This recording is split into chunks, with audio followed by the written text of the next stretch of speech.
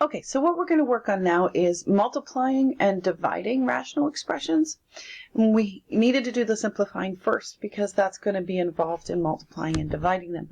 Let's first review how you just simply multiply and divide regular fractions, okay? So the very first thing we have to do with multiplication is we multiply straight across the numerators and multiply straight across the denominators. So we're looking at 4 times 15 times 49 over your 21 times 14. Now, in order to simplify this, we need to break it down into its prime factorization. So we're going to do that with each number.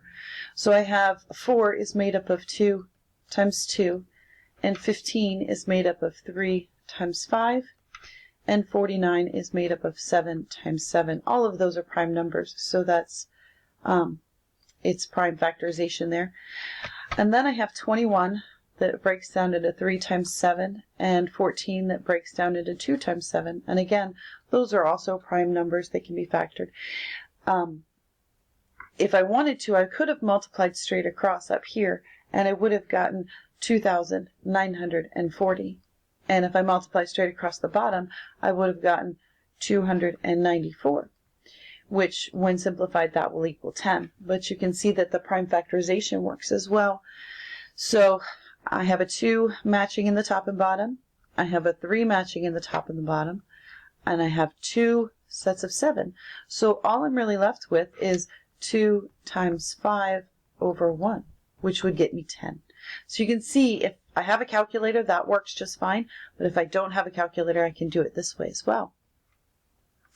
So when I'm doing this one here, I'm going to go ahead and do that same thing, but I have to kind of figure out what to do with the variables in the end. So I'm going to break the 6 down into 2 times 3, and I'm going to break the 15 down into 3 times 5, and I'm going to list my variables off to the side, x cubed and y to the 5th, because I'll handle them after I handle all the coefficients. 9 breaks down into 3 times 3, and 12 breaks down into 3 times 4, but 4 can break down into 2 times 2. So that's my prime factorization of 9 times 12, and I have a 1x and I have 7 y's. So when I look for match sets, I have 3's, I have another set of 3's, and I have a set of 2's. So what I'm left with in the top is a 5, and in the denominator I'm left with, let's see, I'm left with 3 times 2, so the denominator is going to be a 6. When I look at my variables, what I have to do is, just like we did when we were first simplifying variables, we look at the exponents and we do a subtraction. So x's become 3 minus 1, so that becomes x squared. And your y's, you have 5 minus 7, so there's negative 2. The negative sign tells you it belongs in the denominator, so it's y squared. So that's how we would simplify basic fractions. So let's see, multiply basic fractions. So let's see what happens when we're multiplying polynomials. Okay. Oh, sorry, we wanted to look at division first. That was right. So division is very simple. It adds one additional step in that you need to change it to a multiplication problem. So the way I learned it when I was in school was copy, change, flip. You copy the very first fraction, so that's 8/3. You change your operation to multiplication by reciprocating or flipping the second fraction. Copy, change, flip. Some people do keep, change, change, something like that. But basically, division is multiplication by the reciprocal. So that's what we're looking at here. So we can break down our 8 into 2 times 2 times 2. And our 9 is 3 times 3. And then the bottom is just 3 times 2. So a set of 3's gets canceled and a set of 2's gets canceled. So I have 2 times 2 times 3. 2 times 2 is 4, and 4 times 3 is 12. Okay. Same when we're involving variables. We just add that original first step of copy the first fraction, 6x cubed, divided by 4y to the 7th. We change it to multiplication, and we reciprocate our second fraction, so it becomes 12y squared over 3x. And then we start breaking things down. So you have 6 is 2 times 3, and 12 is 3 times 4, which is 2 times 2. Okay, and we have an x cubed and a y squared over here. And then in the bottom we have 4, which is 2 times 2, and we have a 3, and we have 1x, and we have y to the 7th. So, matched set of 2's, another matched set of 2's, and a matched set of 3's. So really what we're left with is 6. We have x cubed minus x to the first, so that's actually an x squared. And for my y's, I have squared minus the 7th power, so that gets me negative 5, or just 5 y's in the denominator. So that's how you would change division to make it multiplication. Okay, so now we're going to do it with a little bit more difficult polynomials. So we're going to multiply straight across, but we want to put this thing in factored form when we do it. So x squared plus 2x minus 8, I can factor into x plus 4 and x minus 2, and then I'm just going to multiply by the 5 that's on the numerator as well. 15 can break down into 3 times 5, and then we have my x minus 2, which doesn't break down at all. So we can see now we have, we have sets of 5 that can reduce, but we also have a matching factor on the top and bottom of x minus 2, so we're going to reduce that as well. So what we're left with in the numerator is x plus 4, and what we're left with in the denominator is a 3. That's basically how you would multiply polynomials that are rational. So again, I'm going to factor this. They're both divisible by 6, but 6 can break down into 2 times 3. I like to use parentheses more than that dot when I start getting into all these factors. When we divide by 6, we get x minus 3. This has an x as a common factor in both of them, and that leaves me with x minus 2. So that's my new numerator and my denominator. This is a difference of 2 squares, so that becomes x minus 2 and x plus 2. And multiplies to negative 3, adds to negative 2, x minus 3, x plus 1. So now I look for matched sets. I got an x minus 2 and an x minus 2. And I've got an x minus 3 and an x minus 3. So when I simplify the numerator, I get 6x. And when I simplify the denominator, I've got x plus 2 and x plus 1.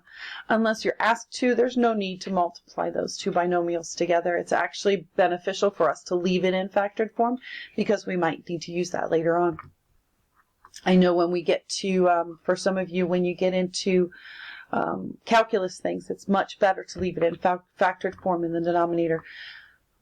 Okay, so next, what we're going to be looking at is much more difficult. Factoring. Okay, so what we want to do again is we're going to factor this. What multiplies to 24 and adds to negative 14. So I'm thinking it's a negative 2 and a negative 12. So I've got x minus 2 and x minus 12. And what multiplies to negative 32 and adds up to negative 4 is going to be x minus 8 and x minus 4. Nope, can't do that. It's going to be an x plus 4. There you go. Because when that multiplied to a positive 32 and it added to a negative 12. So I knew I wasn't right there. So one of the signs had to change. So in the denominator, what multiplies to negative 8 adds to negative 7. I'm looking at x minus 8 and x plus 1. And then multiplies to negative 48, adds to negative 8. 4 and 12, I believe, if I do x minus 12 and x plus 4. And now I just look for my match sets. I've got x plus 4s. I've got x minus 12. Well, look at all these go away. I've got an x minus 8. So it looks like my final result when I do the multiplication is x minus 2 divided by the quantity x plus 1. Okay, and let's try one more. And this time we're going to do it as division. And remember, division is just simply multiplication by the reciprocal. So I'm just going to rewrite the problem to start with. So I have 2x squared minus 4x. I copy the first fraction. X squared plus 6x plus 9. I change to multiplication. And I reciprocate or flip the second fraction. X squared minus x minus 12 becomes my numerator. and my denominator is x squared minus 4. And now I go about simplifying it the same way I've been simplifying. Okay, I look for a common factor first, and I see 2 and an x in this first thing, and that leaves me with x minus 2. And then in the second numerator, I need to multiply to negative 12 and add up to negative 3. So I see x minus 4 and x plus 3. I think I said the wrong thing. I need to add up to negative 1. I think my brain was going faster than my pen.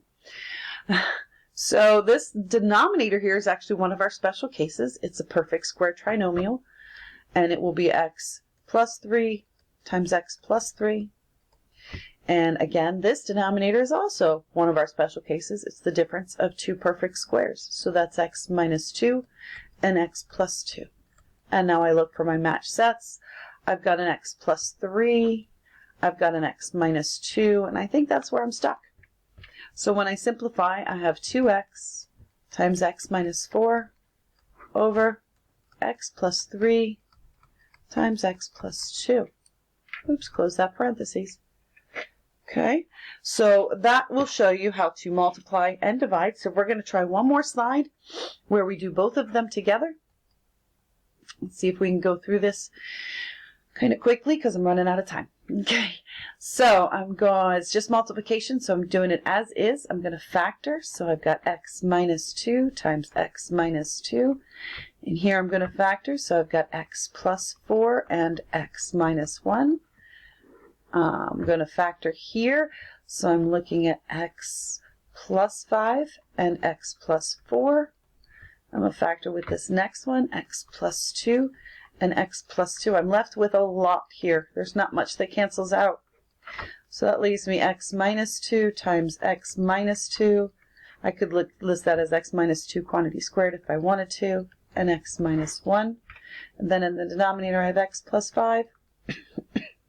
X plus 2 times x plus 2. And again, that could be x plus 2 quantity squared if I wanted it.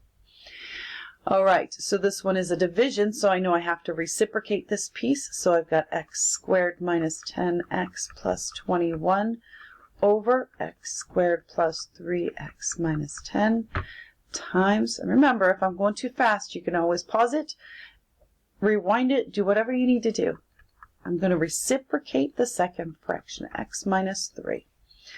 Okay, so I'm going to factor this one, and I see x minus 3 and x minus 7. And then my other numerator is x plus 5. I'm going to factor this one, and what I see is x plus 5 and x minus 2.